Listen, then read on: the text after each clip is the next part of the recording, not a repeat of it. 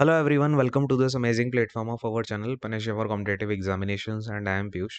तो इस particular session में हम कवर करने वाले हैं सुप्रीम कोर्ट ऑफ इंडिया जो आपका जूनियर कोर्ट असिस्टेंट का रिक्रूटमेंट आया है उसको लेकर के प्रीवियस ईयर में क्या क्वेश्चंस देखने को मिले हैं, क्या पैटर्न था। बिकॉज आप देखोगे तो उन्होंने हर एक जैसे कि अगर आप मैथ्स का सेक्शन देखोगे, पर्टिकुलरली योर एप्टीट्यूड सेक्शन देखोगे, तो वहाँ पे इन्होंने 2-3 सेक्शन में डिवाइड करके दिया था। और जैसा कि मैंने आपको पिछली वीडियो में भी बोला था कि जो एप्टीट्यूड है ना, उसमें आपको रीज़निंग के क्वेश्चन मिक्स देखने को मिलेंगे, है ना? तो आपको देखने को मिलेगा कि भाई 2022 में जो एग्ज़ाम हुआ था, 26 सितंबर शिफ्ट 1 का ये एग्ज़ाम है आपका, जो कि 10 एएम से, मतलब ये इसकी शिफ्ट का नाम है। और 2022 में ये आपका लास्ट टाइम हुआ था, है ना? तो इसमें जो भी जिस तरीके के क्वेश्चंस हैं उनको हम डिस्कस करेंगे तो आपको एक मोटा-माटी आइडिया हो जाएगा कि भाई ऐसे क्वेश्चंस पूछे जा सकते हैं। उस पैटर्न पे आप पर्टिकुलरली अपनी तैयारी कर सकते हो, ठीक है? तो आज हम सेक्शन जो डिस्कस करेंगे वो है आपका जनरल एप्टीट्यूड, ठीक है? जनरल एप्टीट्यूड डिस्कस करेंगे और इसमें अगर आपको कोई डाउट आता है, कोई भी आपका अगर इस रिक्रूटमेंट से रिलेटेड डाउट है, वो आप कमेंट सेक्शन में छोड़ सकते हो।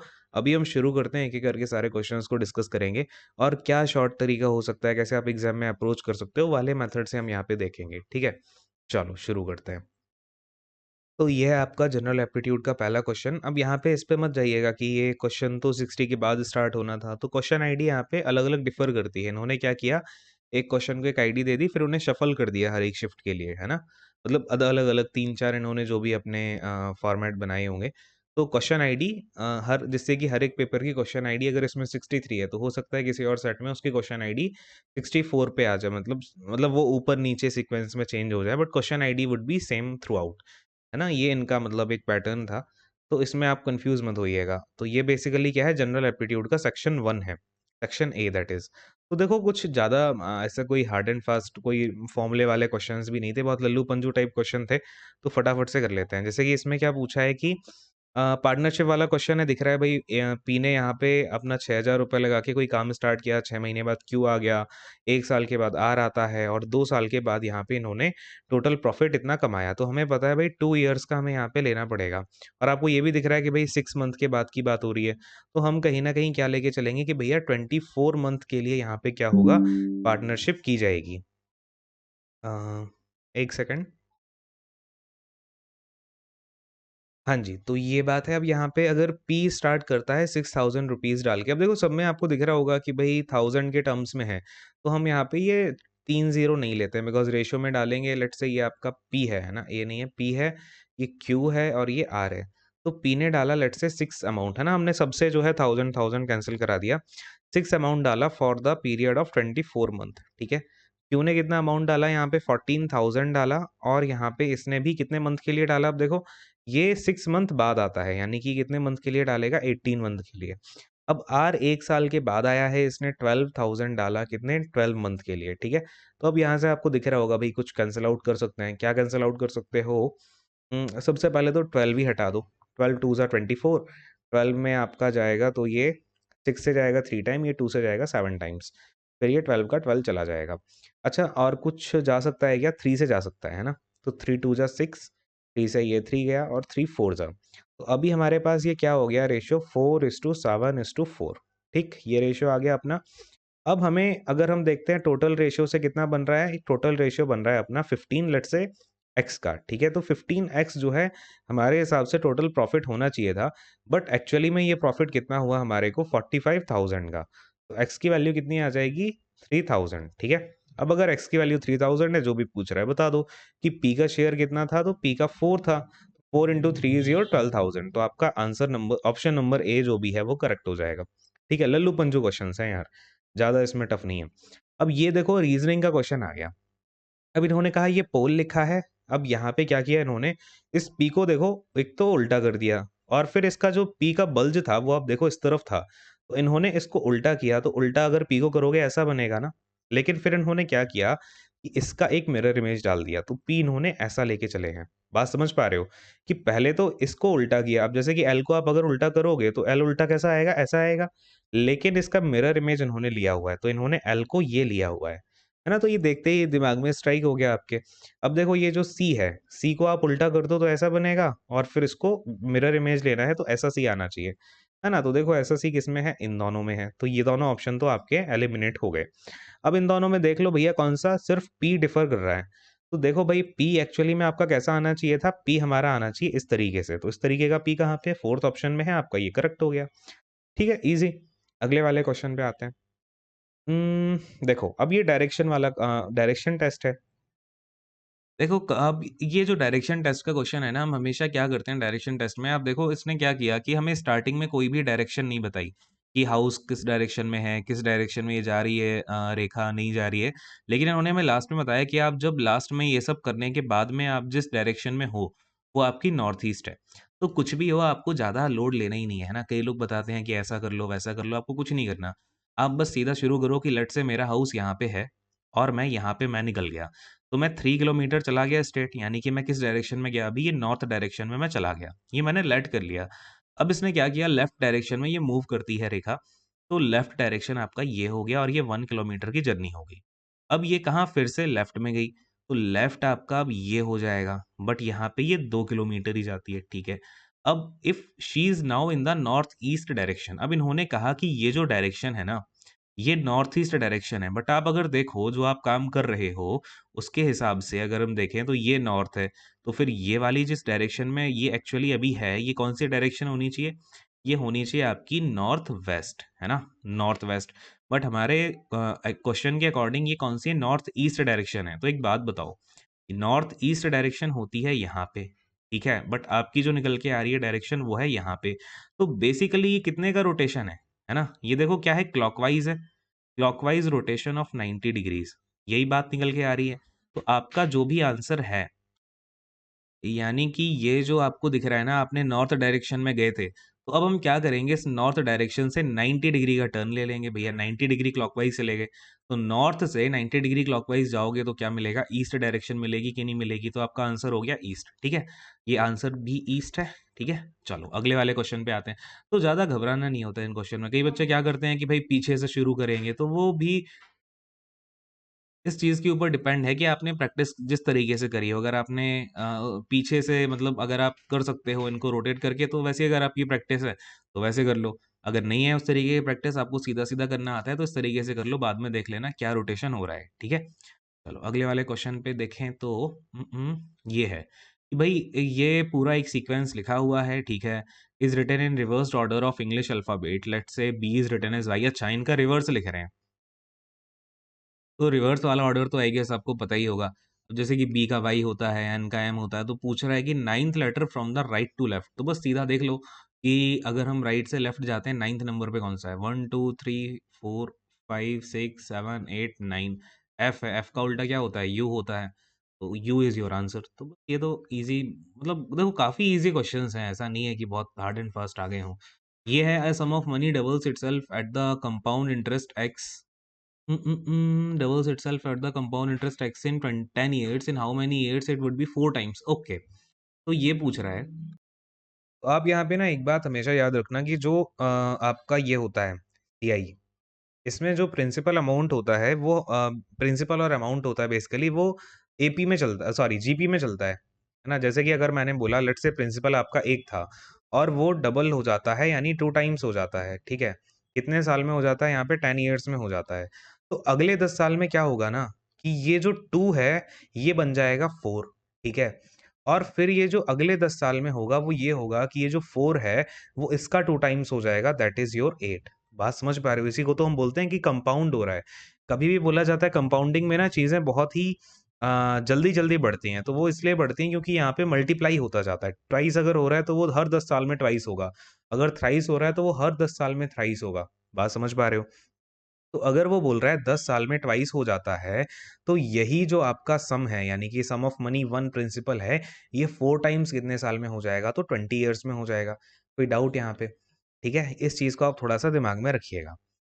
चलो अगले वाले क्वेश्चन पे आते हैं। अगर इसको देखो ये तो मैं सॉल्यूशंस फिलहाल एग्जाम वाली अप्रोच से बता रहा हूँ। अगर किसी को बिल्कुल बेसिक्स में ही दिक्कत है तो वो कमेंट में बताना फिर हम कुछ-कुछ टॉपिक्स का जो बेसिक है वो समझते जाएँगे, है ना? अगला क्वेश्चन क्या है? एप्पल इज कोडेड एज, देखो अब ये कोडिंग डिकोडिंग भी रीजनिंग का पार्ट है, लेकिन इन्होंने जनरल एप्टीट्यूड में ही दे रखा है। ये चीज मैंने आपसे बोली थी, तो याद रखना। इसका मतलब ये नहीं है कि आपको रीजनिंग नहीं करनी, हो सकता है कि क्लॉक एंड कैलेंडर भी डाल दें इस बार। तो एटलीस्ट रीजनिंग के सारे टॉपिक्स आपको आने चाहिए, ठीक है, एग्जाम जाने से पहले। ये चीज ध्यान में रखिएगा। तो अब देखो यहाँ पे क्या है कि एप्पल को कोडेड किया गया है MOOPQ। अब कोई भी कोडिंग डिकोडिंग का क्वेश्चन आता है ना, आपको इस तरीके से दिखेगा, ठीक है। अब देखो इसमें कोई पैटर्न आपको समझ नहीं आएगा। कई बच्चे क्या करते हैं ना कि सिर्फ पैटर्न लगा के देखते हैं, कभी ये देखें कभी वो देखेंगे, बट आपको कभी भी कोई भी कोडिंग डिकोडिंग दिखे, सबसे पहला काम आपका होना चाहिए, अगर मैंने ऑरेंज का कोड पूछा है, तो क्या ऑरेंज मुझे इन तीनों गिवन वर्ड में दिया गया है? आपका एप्पल हो गया, सर हो गया, या मैंगो हो गया। और ऑरेंज का ओ मुझे यहाँ से मिल रहा है, तो ओ के सामने मुझे यहाँ दिख रहा है कि भैया एक्स है, तो क्या मैं ओ की जगह एक्स लिख सकता हूँ? अगर मुझे आर दिख रहा है, तो आर यहाँ पे कहाँ है? सर में है। आर के सामने सी है, तो क्या मुझे सी ऐसा कोई पैटर्न बनता दिख रहा है ऑप्शंस में? हाँ भाई, एक्स और सी दिख रहा है। तो अब आपको क्या करना है ना, कि अब आप यहीं पे ये ऑरेंज जो सारे के सारे यहाँ अल्फाबेट दिए हैं, उनका कोड यहाँ इन तीनों में से, इन तीनों की हेल्प से निकालोगे, ठीक है। अब इसमें भी दो पैटर्न बनते हैं। अब आपने जैसे कि ये निकाल लिया एक्स और सी, अब इनका अरेंजमेंट हो सकता है कि उल्टे तरीके से ऑप्शन में दिख जाए, तो वो भी एक आता है। तो इस तरीके की चीज़ है, लेकिन आप देखोगे कि इन सारे के सारे ऑप्शन में ये जो अल्फ़ाबेट हैं सेम ही हैं, बस इनका हमें अरेंजमेंट ठीक करना है। तो बस वही है कि आपको ओ के सामने एक्स लिख देना है, आर के सामने सी लिख देना है, ए के सामने आपका एम हो जाएगा, और क्या है, एन। एन के सामने आपका आ जाएगा वी, एंड क्या है भाई, जी। जी के सामने आपका आ जाएगा डब्ल्यू, एंड फिर आपका ई के सामने आ जाएगा क्यू। एक्सीएम वी डब्ल्यू क्यू, एक्सीएम वी डब्ल्यू क्यू यहाँ पे तो नहीं है। नीचे है क्या? एक्सीएम वी डब्ल्यू क्यू। ये आपका करेक्ट आंसर हो गया, ठीक है। तो इस तरीके से आपको चीज़ें देखनी है। अगले वाले क्वेश्चन पे आते हैं। An article sold at a certain price by selling it at the 5/7 of that price, one loses 20%। अब देखो यहाँ बेसिकली क्या बात हो रही है कि आप कोई आर्टिकल लेट से कुछ प्राइस पे बेचते हो। अब क्योंकि यहाँ पे नीचे मुझे दिख रहा है 7 पड़ा हुआ है, तो मैं लेट कर लेता हूँ कि 700 जो है मेरी सेलिंग प्राइस रही होगी, है ना। अगर मैं 700 रुपये में बेचता हूँ कोई चीज़, और अगर मैं उसके 5/7 यानी कि 500 रुपये में बेच देता हूँ, तो मुझे यहाँ पे क्या हो गया? 20% का लॉस हो गया। भाई जब मेरी SP 500 है, तो मुझे 20% का लॉस हुआ है। 20% बोले तो क्या 1/5 का लॉस, यानी कि अगर 5 रुपए की कीमत थी, तो मैं उसे जाके 4 रुपए में बेच आया। तो अगर 4 की वैल्यू 500 है, तो मुझे क्या निकालना है? Basically find the gain percentage at the original SP. Okay, तो भाई सबसे पहले मैं यहाँ पे सीपी निकाल लेता हूँ। मैंने देखा 4 की वैल्यू 500 रुपए है। अगर 1 की वैल्यू देखता हूँ, तो 1 की वैल्यू आ जाएगी 125 रुपीज़, यानी कि 125 इज माई, एक सेकंड, ये तो 1 की वैल्यू है ना, सीपी हमारा 5 है, तो सीपी की वैल्यू हो जाएगी 125 into 5, that is your 625 rupees. तो अगर कोई सीपी 625 है, एसपी 700 है, कितने का फायदा हो रहा है भाई? यहाँ पे मेरा 75 रुपीज़ का फायदा हो रहा है, 625 रुपये पे। कितना प्रॉफिट परसेंटेज आ जाएगा? 25 से जाएगा 25 टाइम, 25 फोर ज़ा 25 है ये। ये काट दो, 5 से ही काटते हैं, 5 1 ज़ा 5, और आपका 5 से जाएगा 5 टाइम, 5 3 ज़ा है ना, 25 3 ज़ा 75। सो बेसिकली यहाँ पे 12% आपका आंसर हो गया। तो इस तरीके से आप इसको कर सकते हो। इजी इजी क्वेश्चन है, बस आपको बेसिक आने चाहिए, सारे हो जाएंगे। एवरेज वेट हमें 3 जनों का दिया है कि भाई 60 है, तो मैंने कहा कि टोटल वेट ऑफ ABC कितना रहा होगा? Total A plus B plus C का जो वेट है वो होगा 180 kg। और फिर बोल रहा है कि average weight of A and B, यानी कि A प्लस B मुझे पता है कितना, 110 kg हो गया। बात समझ पा रहे हो ना, कि दो लोगों का एवरेज 55 है, तो उनका टोटल कितना हो गया होगा? इंटू 2 110 कर दिया। तो एवरेज वेट बी और सी का भी हमें दिया है यार, ये तो काफ़ी लल्लू पंजू ही हो गया। खैर, बी और सी का हमें दिया है 58, तो 58 का कितना हो गया? 116। फिर क्या पूछ रहा है? वेट ऑफ बी बता दो। तो बी का कैसे बताओगे? इन दोनों को अगर हम ऐड करते हैं, तो क्या आ जाएगा? Basically A plus 2B plus C, तो ये कितना हो जाएगा? 226 हो गया। और मुझे पता है A प्लस बी प्लस सी 180 है, अगर मैं इससे इसको माइनस कर दूं, तो मुझे बी का वेट मिल जाएगा। कितना आ जाएगा भैया? बी का वेट 46 आ जाएगा। 46 है क्या ऑप्शन? ये लो, ये आपका करेक्ट आंसर हो गया। अच्छा जी, अगले क्वेश्चन पे आओ। क्या बोल रहा है कि देखो ए है, फिर इसमें दो हैं, दो अल्फ़ाबेट हैं, इसमें 3 अल्फ़ाबेट हैं, इसमें 4 अल्फ़ाबेट हैं। यानी कि कहानी ऐसी चल रही है, यानी इस तरफ आपके 5 अल्फ़ाबेट आने चाहिए। अच्छा, फिर मैंने देखा ये क्या है? ये ए है, फिर एक इसको छोड़ दो, फिर मुझे मिला BCD, फिर मैं इसको छोड़ दूंगा, तो मुझे यहाँ पे क्या आना चाहिए? BCDEFGHI, ये आना चाहिए, क्योंकि ये क्या चल रहा है? बेसिकली आपका अल्टरनेट चल रहा है। तो अब ये क्या है? WXYZ होता है, तो YZ, अब देखो बेसिकली किस तरीके से चल रहा है कि इसके पीछे वाई जेड के पीछे वाई के पीछे क्या आएगा यू वी डब्ल्यू एक्स, है ना। तो बट यहाँ पे क्योंकि अल्टरनेट है तो हमें इससे कोई लेना देना नहीं है, इस वाले से लेना देना है, तो E F G H I is your answer. चलो भैया अगले क्वेश्चन पे आ जाओ। Find the ratio at which rice at rupees 15.20 पर केजी को मिक्स कर दिया इतने रुपए के राइस से, जिसको हमने बेच दिया 16 रुपए 30 पैसे में। तो ये तो इजी है, एलिगेशन लगाने का है, लगा दो भैया एलिगेशन। भाई आपने 15 रुपए 20 पैसे वाले राइस को 18 रुपए 10 पैसे वाले राइस में मिक्स कर दिया है और आपने इसको बेच दिया 16 रुपए 30 पैसे में। तो देखो यहाँ पे कितना आएगा, एलिगेशन लगा रहे हैं तो 16.30 माइनस का 15.2 कितना आ जाएगा, ये 1.1। इसमें से इसको माइनस कर दो तो ये कितना आ जाएगा, देखो 70 पैसे तो यहाँ आ गए और 1 रुपया 1 रुपया 80 पैसे, तो 1.8 आ गया, है ना। तो रेशियो बेसिकली कितना आ जाएगा, किस रेशियो में हम इसको मिला रहे हैं, 18:11 रेशियो में मिला रहे हैं, ये भी लल्लू सही है। अगले वाले क्वेश्चन पे आ जाओ भैया। एन इंटीजर इज, क्या है, this then one divided by 5। अच्छा देखो कह रहा है कि अगर आप ये एक आपको एंटिटी दे, पता है ना ये फैक्टोरियल का मतलब क्या होता है, अगर मैंने बोल दिया 5 फैक्टोरियल, इसका मतलब क्या हो गया, 5 into 4 into 3 into 2 into 1। अगर मैंने बोला 6 फैक्टोरियल तो इसका मतलब हो गया 6 into 5 into 4 into 3 into 1, है ना। इस तरीके से होता है फैक्टोरियल का मतलब। अब पूछ रहा है कि भैया 1 factorial plus 2 factorial plus 3 factorial plus 4 factorial plus में आपका 5 फैक्टोरियल, और ये कहानी चलती चली गई 100 फैक्टोरियल तक। तो अगर हम इस पूरे को 5 से डिवाइड कर दें तो कितना रिमाइंडर मिलेगा, मुझे एक बात बताओ। 5 फैक्टोरियल में मुझे 5 का मल्टीप्लाई मिल गया, यानी कि ये तो इसका रिमाइंडर 0 आ जाएगा भाई, क्योंकि ये इसको डिवाइड कर देगा। फिर आगे मुझे यहाँ से यानी कि रिमाइंडर अगर मैं देखूँ, इसका रिमाइंडर तो 0 निकलेगा। 6 फैक्टोरियल में भी 5 आता है तो इसका रिमाइंडर भी 0 आएगा। 7 फैक्टोरियल में भी 5 आ जाता है, यानी कि 5 फैक्टोरियल के आगे जितने भी फैक्टोरियल होंगे इन सभी का रिमाइंडर तो 0 मिलने वाला है 5 पे डिवाइड करके। लेकिन हमें बस इन चारों का ही चेक करना है, 1 फैक्टोरियल 2 फैक्टोरियल 3 फैक्टोरियल और 4 फैक्टोरियल। तो बस यहाँ पे 1 फैक्टोरियल की वैल्यू कितनी होगी, 1। 2 फैक्टोरियल की वैल्यू कितनी होगी, 2 into 1 is 2। 3 फैक्टोरियल की वैल्यू 3 2 जा 6, प्लस में 4 फैक्टोरियल की वैल्यू हो जाएगी आपकी 6 4 जा 24, है ना, क्योंकि 3 फैक्टोरियल इंटू 4 हो जाएगा ना, तो 4 फैक्टोरियल का मतलब। तो ये टोटल सम करोगे आप कितना आ जाएगा, ये 32 33। 33/5 करो भाई, अब कितना रिमाइंडर आता है यहाँ पे, 6 रिमाइंडर आता है, सॉरी 3 रिमाइंडर आता है। 5 6 जा 30 और 3 आपका रिमाइंडर आ जाएगा, सो 3 इज योर आंसर। ठीक है, तो थोड़ा सा कॉमन सेंस का भी, जिन बच्चों को नहीं भी पता थी ना ये बात, कॉमन सेंस का यूज करोगे तब भी आप कर सकते हो इस चीज को। अच्छा, I was born on 21 December, ठीक है, Monika is older than me by 11 days. यानी कि अगर ये बंदा 21 दिसंबर को पैदा होता है तो इससे 11 दिन पहले यानी कि 10 दिसंबर को मोनिका पैदा हुई होगी, तभी वो बड़ी है, हाँ कि नहीं। इसके बाद ये दैट दिस इज आई, है ना। अब दैट ईयर क्रिस अब हमें फॉर रेफरेंस बता रहा है कि क्रिसमस जो है वो मंडे को था, तो भैया इसको हम यहाँ पे लिख लेते हैं कि 25 दिसंबर को था मंडे। ठीक है, अब एक बात समझो, यहाँ पे अगर आपको देखना है कि मोनिका कौन से दिन बॉर्न हुई है, तो 10 दिसंबर को मोनिका बॉर्न हुई है, 25 दिसंबर को था मंडे। तो आप देखो कितने एक हफ्ते की साइकिल यहाँ पे गई है, फर्क कितने का है, 15 डेज का फर्क है, यानी कि 7 डेज की एक साइकिल चली गई, फिर एक 7 डेज की साइकिल चली गई, फिर इसके पीछे का एक दिन है जिस दिन मोनिका पैदा होती है। तो अगर ये साइकिल मंडे को शुरू हुई है तो यहाँ पे भी लास्ट पॉइंट आपका क्या रहेगा, मंडे। ठीक है, अब मंडे से ये देखो एक साइकिल हो गई पूरी खत्म हो गया, फिर एक साइकिल पूरी हुई खत्म हो गया, तो यहाँ पे एक मंडे आया होगा, है ना, यानी कि 11 दिसंबर को आपका होगा Monday.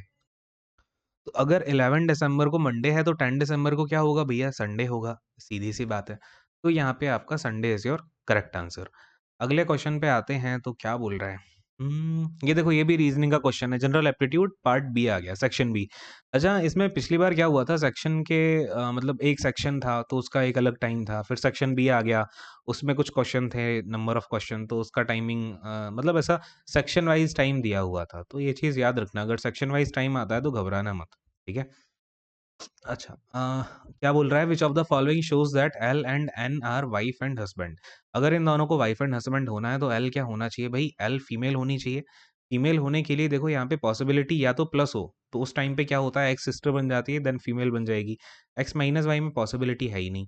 X is the daughter, तो ये पॉसिबिलिटी हो सकती है, ये हो सकती है, तो एक्स माइनस वाई यानी कि ये वाला जो ऑप्शन है एल माइनस एम जहाँ पे आप कर रहे हो वो तो बिल्कुल भी पॉसिबल नहीं है।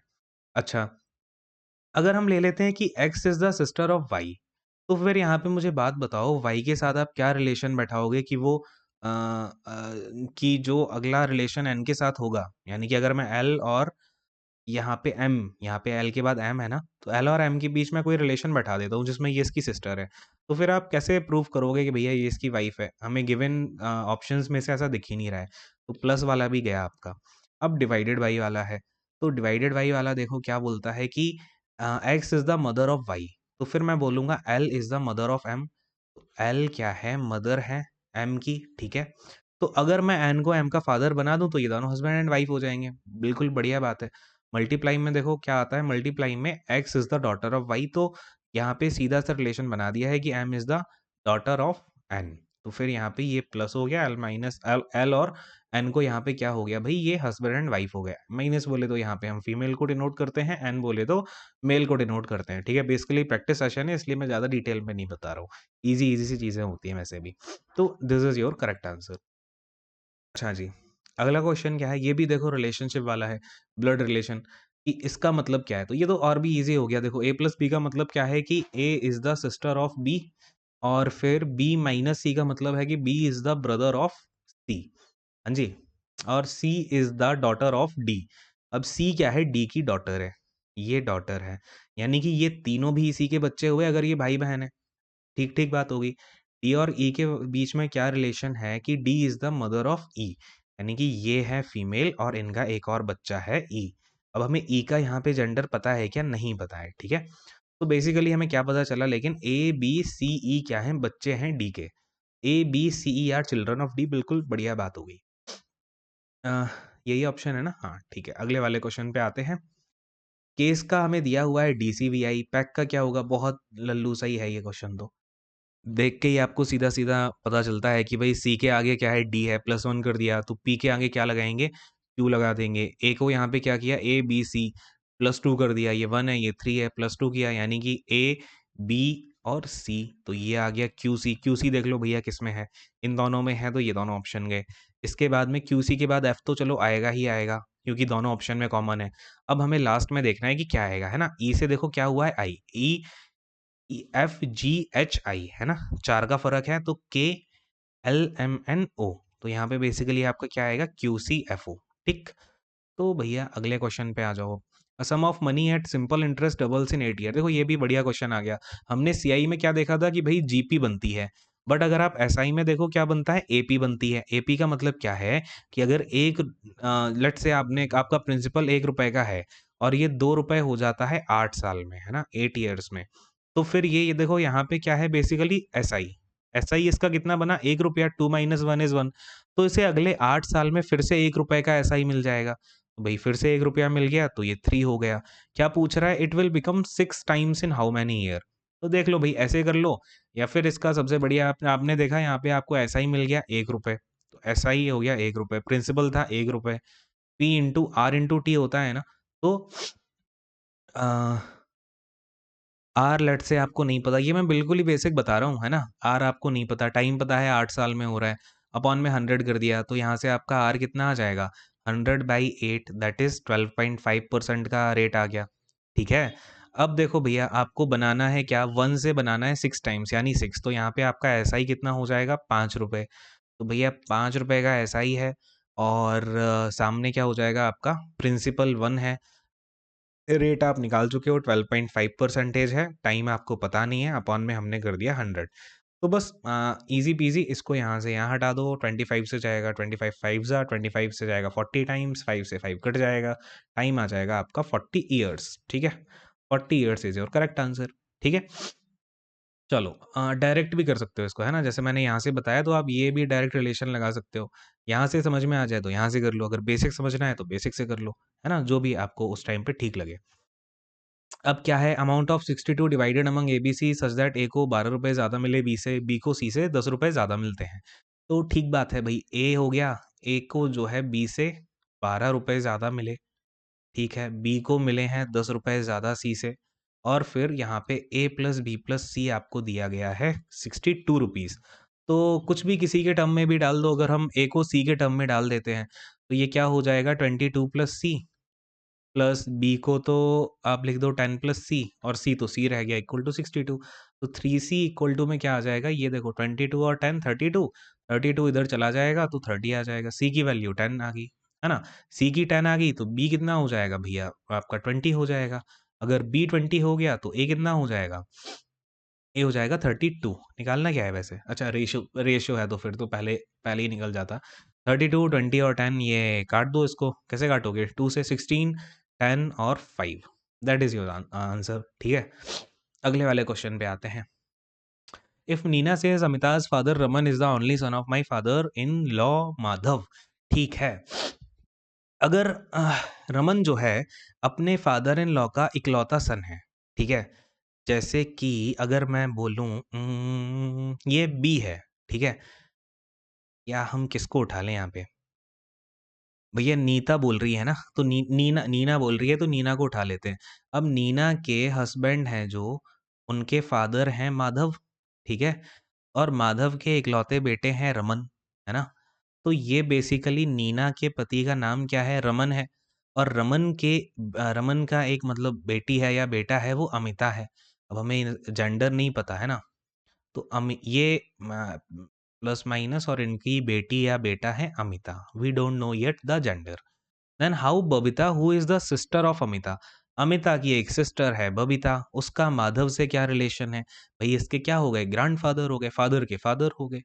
तो भैया ग्रैंडफादर, एक मिनट, बबीता कैसे रिलेटेड है, तो Babita is basically grand daughter, तो ग्रैंड डॉटर कहाँ है भैया, ये हो गया आपका आंसर। अगले वाले क्वेश्चन पे आते हैं। 200 meter long train at a speed crosses another train in the opposite direction. ठीक है, एक ट्रेन यहाँ से आ रही है, एक ट्रेन यहाँ से आ रही है। रिलेटिव स्पीड वाला कॉन्सेप्ट लगना है। इस ट्रेन की जो लंबाई है वो 200 मीटर है और इसकी स्पीड है 60 किलोमीटर पर आवर। बढ़िया बात हो गई। Another train twice the speed of first, यानी कि इसकी स्पीड 120 किलोमीटर पर आवर है एंड 10 सेकंड में इसने इसको पार कर लिया। तो बेसिकली यहाँ पे जो भी टाइम लगेगा, टाइम इक्वल टू क्या हो जाएगा, या फिर हम टाइम इनटू स्पीड कर देते हैं, इक्वल टू डिस्टेंस हो जाएगी। ठीक है, लेट्स से ये वाली जो ट्रेन है वो x मीटर लंबी है ना, मीटर में ले रहे हैं।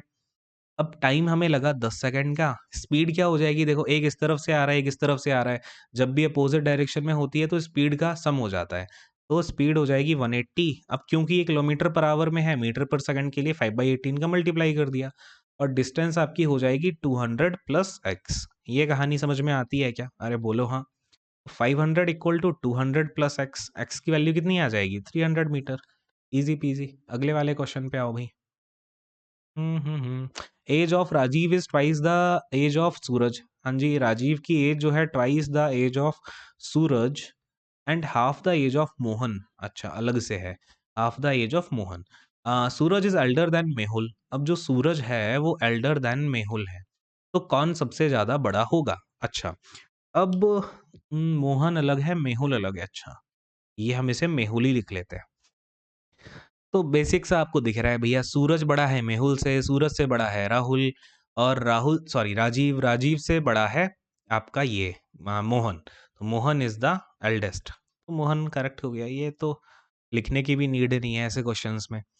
Ragini sold an article for इतने रुपए एंड इनकर्ड अ लॉस। अच्छी बात है भाई, had she sold the article for इतना इतना, her gain would have been equal to half of the amount of loss that he she had incurred.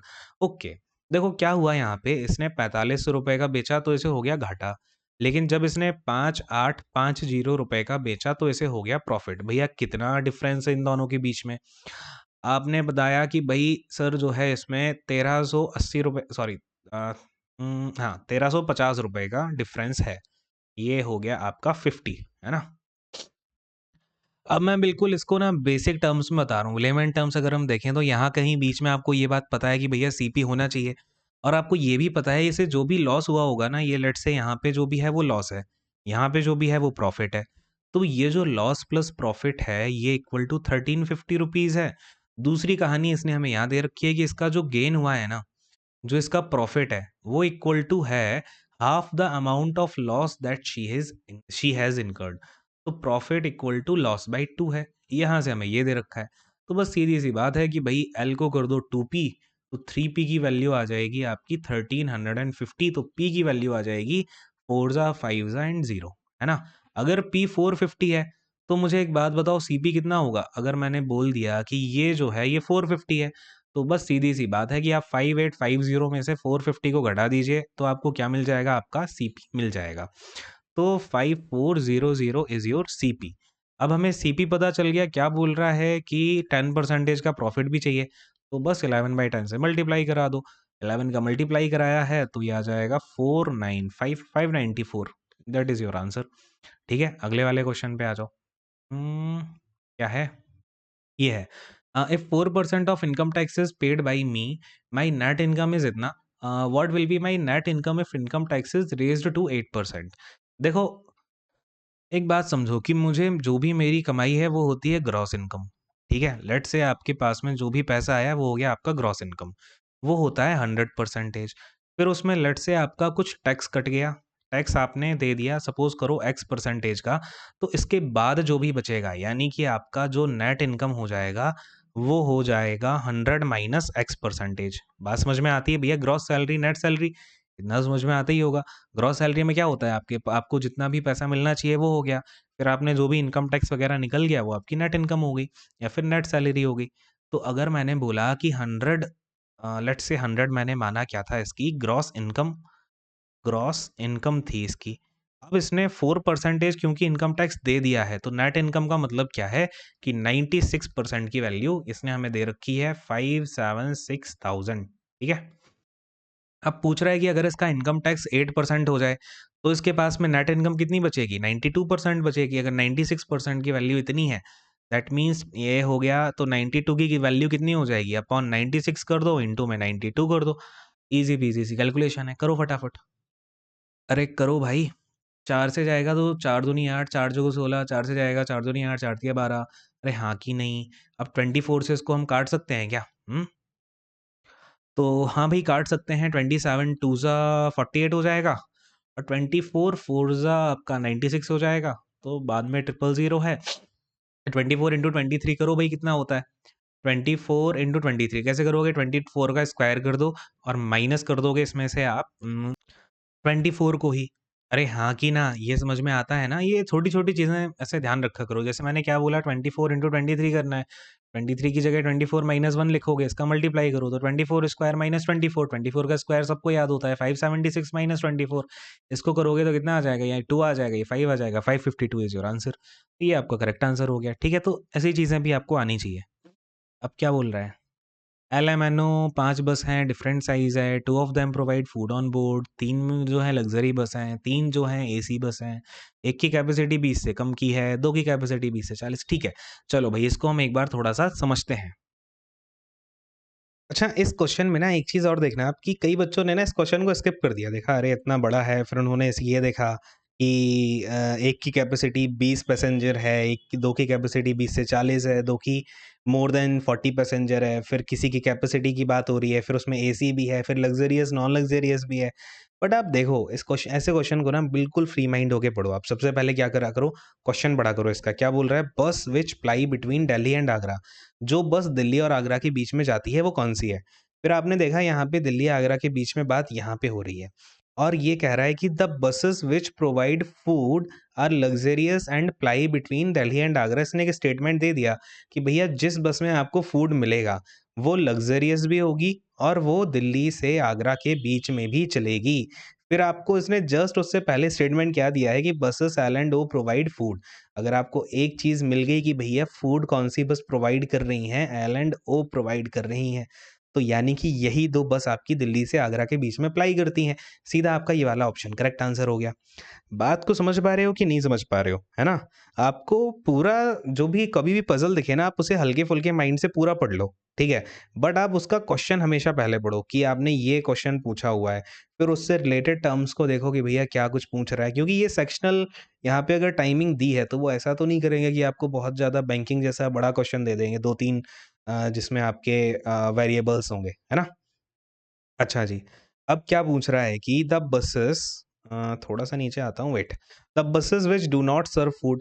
अब एक बात बताओ मुझे, कौन-कौन सी बसेस फूड दे रही हैं? एल एंड ओ दे रही हैं फूड, इसने खुद बता दिया। तो बाकी की बची एम एंड पी फूड नहीं देंगी, कॉमन सी बात है ना?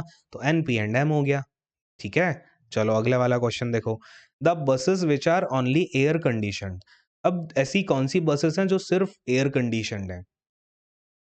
तो अब इस क्वेश्चन के लिए मुझे थोड़ा-सा अंदर जाना होगा। अंदर कैसे जाऊँगा? मैंने देखा कि भई अब मैं इसे डिफरेंशिएट कैसे करूँ? इसमें कह रहा है कि कहीं पे फूड आपको मिलता है, कोई लग्ज़रियस बसेस हैं, आपकी 3 एसी बस हैं, लेकिन मैं यहाँ पे पीछे पता लगा चुका हूँ कि एल एंड ओ जो बस है ना, इसमें आपको फूड मिलता है, ये लग्ज़रियस होती हैं, ठीक है? और फिर आपकी बची जो 3 बसेस हैं, जैसे कि ये हो गई एम, एन और पी, है ना? इसमें आपको फूड नहीं मिलेगा, ठीक है? ये चीज़ मेरे पास में है। अब थोड़ा कैपेसिटी वाइज़ देखते हैं। नहीं, हमें एसी को देखना है, तो हम पहले एसी को ही देख लेते हैं। क्या बोल रहा है कि buses having capacity of more than 40 passenger are air conditioned but not luxurious. हमें क्या देखना है कि सिर्फ़ एसी कंडीशन्ड होनी चाहिए, उसमें लग्ज़रियस ना हो, है ना? सिर्फ़ एयर कंडीशन्ड है। तो एयर कंडीशन्ड वाली बसेस की क्या कंडीशन है कि ये 40 से ज़्यादा हैं। अब देखो 40 से ज़्यादा वाली बस सिर्फ़ 2 हैं, 2 बसेस हैं ऐसी जिसमें एसी, मतलब जिनकी कैपेसिटी 40 पैसेंजर से ज़्यादा की है और वो एसी अकोमोडेट करती हैं बट लग्ज़रियस नहीं है, ठीक है? तो मैंने यहाँ पे एक छोटा-सा ग्राफ बनाया कि भई एक तो 20 से कम वाले हो गए, एक में हो गए 20 से 40, एक में हो गए ग्रेटर दैन 40, ठीक है? तो जिसमें कैपेसिटी 20 से कम है, उसमें 1 ही बस है, ठीक है? जिसमें 20 से 40 हैं, वो 2 बस हैं और 40 से ज़्यादा की 2 बस हैं, ठीक? अब ये पता है मुझे जो ये 2 बस है ना, वो सिर्फ़ एसी हैं, लग्ज़रियस नहीं हैं, और मुझे ये पता है कि एल एंड ओ तो लग्ज़रियस बसेस हैं जो खाना भी देती हैं। बात समझ पा रहे हो? तो एल एंड ओ तो उस ऑप्शन में नहीं होगा, तो ये भी गया आपका, ये भी गया। सिर्फ़ एम और पी बच रहा है, एन और पी बच रहा है, ठीक है? अब आप यहीं पे देखोगे एक छोटा-सा स्टेटमेंट लिखा है कि बस एन में कैपेसिटी लेस देन 20 पैसेंजर्स की है, यानी कि लेस देन 20 यहाँ पे तो आ गया एन, यानी कि एन अब यहाँ पे तो आने से रहा। बात समझ पा रहे हो? तो एन भी आपका आंसर नहीं होगा, तो भैया हमने एन को भी एलिमिनेट कर दिया, क्या आंसर बच रहा है आपके पास? एम और पी बच रहा है। तो हमेशा जितनी चीज़ें आपके सामने दी गई हैं ना, उनका यूज़ करने का है आपको, ठीक? अब ये क्या है, जनरल नॉलेज का पार्ट आ गया, इसे हम नेक्स्ट वाले सेशन में करेंगे। आई होप आपको जो जनरल एप्टीट्यूड का पार्ट था, वो क्लियर हो गया होगा, इसमें कोई आपको डाउट नहीं होगा। कोई डाउट है तो कमेंट सेक्शन में छोड़ देना, कोई पर्टिकुलर टॉपिक नहीं आ रहा तो वैसा बताना, ठीक है? अब अगले वाले सेशन में हम जनरल नॉलेज की बात करेंगे, और जनरल नॉलेज में थोड़ा-सा डिटेल में ही बताता हूँ, तो हम इसमें रिलेटेड जो भी चीज़ें हैं, कि आस-पास कैसे क्या क्वेश्चन आ सकते हैं, क्या उससे रिलेटेड आपको टॉपिक्स पढ़ने चाहिए, है ना? क्या इसका पैटर्न होता है, उसकी भी बात कर लेंगे। वो जीके के प्रीवियस ईयर डिस्कशन के साथ ही। तो ये तो है आपका पहला पेपर, ये बेसिकली 4 शिफ्ट में आपका एग्ज़ाम हुआ था। 26 की 2 शिफ्ट हुई थी और शायद 27 और 28 में हुआ था। तो ये ऐसे 4 शिफ्ट में जो है आपका एग्ज़ाम हुआ है। हम इन चारों को एक बार कवर करेंगे, ठीक है? तो इस सेशन को शेयर करिएगा अगर अच्छा लगता है तो। फिलहाल मैं एंड करता हूँ। Thank you so much, God bless you all, take care, bye bye, and थोड़ा मेहनत अच्छे से करते रहिए और इसके लिए टाइपिंग पे भी ध्यान दीजिए, ठीक है? चलो, गॉड ब्लेस यू ऑल।